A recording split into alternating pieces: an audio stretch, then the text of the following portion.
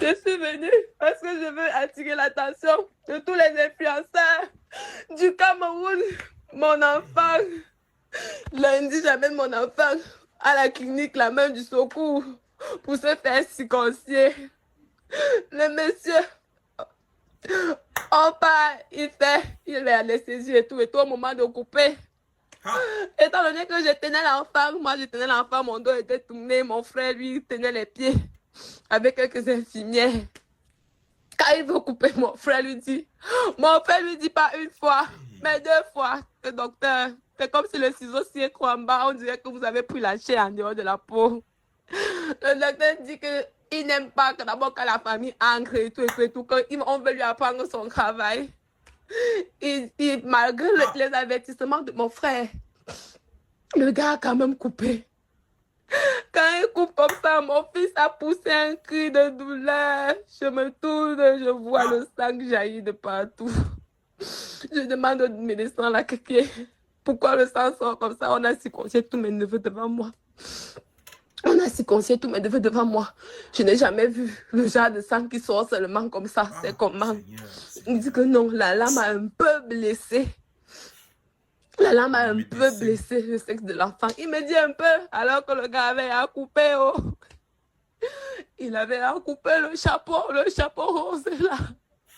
Il avait déjà coupé ça et il savait qu'il a coupé.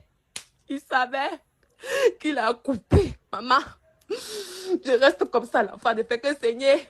On reste. Le docteur ne fait que nous dire que non, c'est seulement une petite décrochure. L'enfant ne fait que pleurer, Quand je constate que mon enfant saigne, je dis pourquoi l'enfant ne fait que saigner, ça ne s'arrête pas.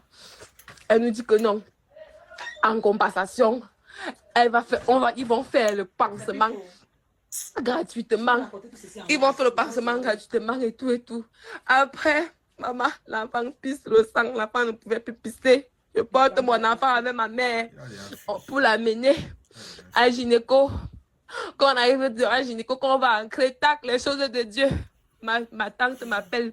On est parti à la clinique Elanga, Paul Morel.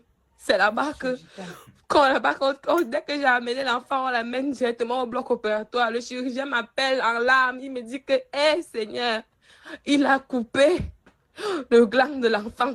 Il a sectionné partiellement le gland de l'enfant. L'enfant ne pissait, puis ne pouvait plus pisser. Le bas-ventre est devenu dur comme le caillou est gonflé. L'enfant ne pouvait, c'était déjà gros. L'enfant ne pouvait plus pisser. L'enfant ne pouvait plus pisser.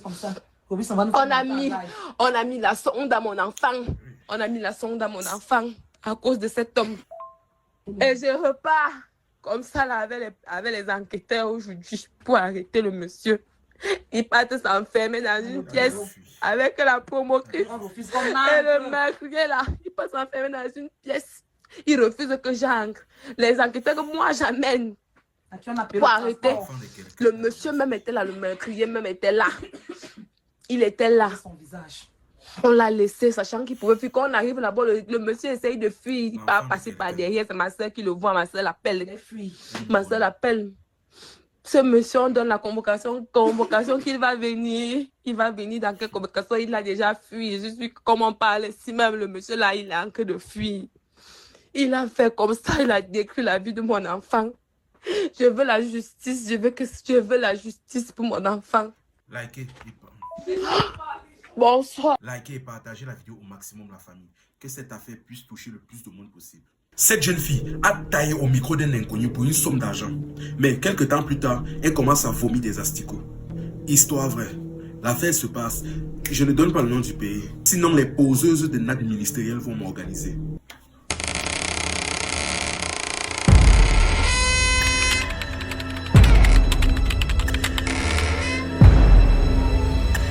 Déjà, voici la jeune fille en question. Ici, on va l'appeler Brenda. Brenda donc faisait un voyage de Douala à Yaoundé dans un bus. Sauf que dans le bus là, donc, elle était assise près d'un monsieur.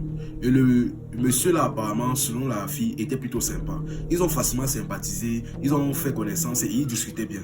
Et le monsieur même lui a offert une bouteille de coca qu'elle a commencé à boire sans problème. Et maintenant, ce qui se passe donc est qu'à un moment donné, dans leur causerie, le monsieur lui a dit: est-ce que tu es d'accord que je te donne une somme pour que tu fasses quelque chose pour moi dans ce bus-là?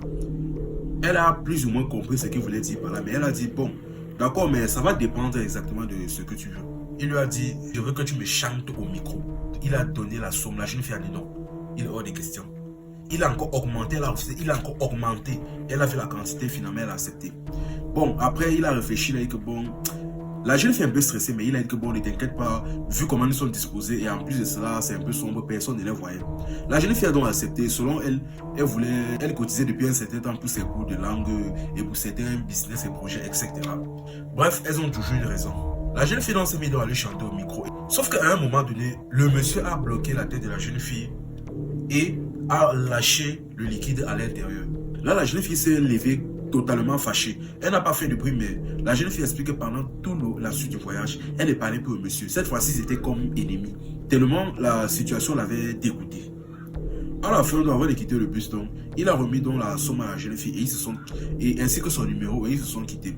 Sauf que lorsqu'ils se sont quittés, donc, la jeune fille est rentrée chez elle et ça n'a pas duré. Quelques temps plus tard, elle a commencé à avoir des nausées et un mal de ventre. Tellement la nausée était forte, elle a eu à vomir. Sauf qu'en vomissant, elle a constaté que dans la chose, il y avait 2 asticots. Bon, elle s'est dit que peut-être c'est le coca qui avait mal tourné ou qui était périmé.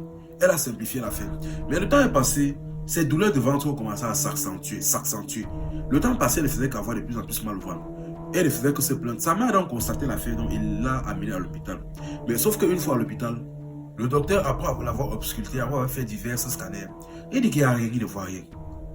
On dit que bon, peut-être c'est par rapport à ce qu'elle a mangé, un simple mal de ventre, ou peut-être une allergie, on ne sait pas, mais laissez d'abord, je pense que peut-être ça va passer. On a laissé la jeune fille, elle est rentrée chez elle. Mais quand elle est rentrée chez elle, les temps ont passé et déjà elle ne voyait plus ses règles et son ventre a commencé à gonfler. Là, sa mère, quand elle a vu ça, elle se disait que la jeune fille était enceinte. Sa mère l'a emmenée à l'hôpital pensant que peut-être c'est la grossesse. Elle lui a même grondé et forcé à dire qui était le père, etc. Bref, vous connaissez les mères africaines. Sauf qu'une fois à l'hôpital, le docteur fait l'échographie, il fait tout, il ne voit toujours rien. Mais la jeune fille ne fait que vomir. Mais la jeune fille se met à vomir. Et quand elle vomit, ça sort l'asticot. Ça sort des asticots. Sa mère finalement lui a mis la pression et elle a décidé de dire la vérité. Elle a expliqué ce qui s'est passé dans le bus et ce qu'elle a fait au monsieur là pour une somme d'argent. Après avoir écouté ça, je ne sais plus trop ce qui s'est passé, mais actuellement, la mère de la fille ainsi que la plupart des membres de sa famille l'ont abandonnée et elle est en train de demander de l'aide sur les réseaux. Raison pour laquelle elle est partie déposer son histoire sur les réseaux. Et espérons que quelqu'un puisse l'aider et qu'elle ne finisse pas comme l'autre qui est parti dans un hôtel à Makepe avec un inconnu et qui s'est retrouvé avec un serpent dans le corps. Enfin bref, la famille. Que Dieu lui vienne en aide. Mais comme on dit toujours, ne courez pas après l'argent. Gagner l'argent c'est bien, mais gagner de l'argent à tout prix, c'est autre chose. Un vieux dicton ici chez nous au Cameroun dit « Je cherche, je trouve. Qui cherche, trouve. » Elle a cherché, elle a trouvé. Enfin bref, la famille. C'était Info et Amusement. Ici on s'informe et on s'amuse.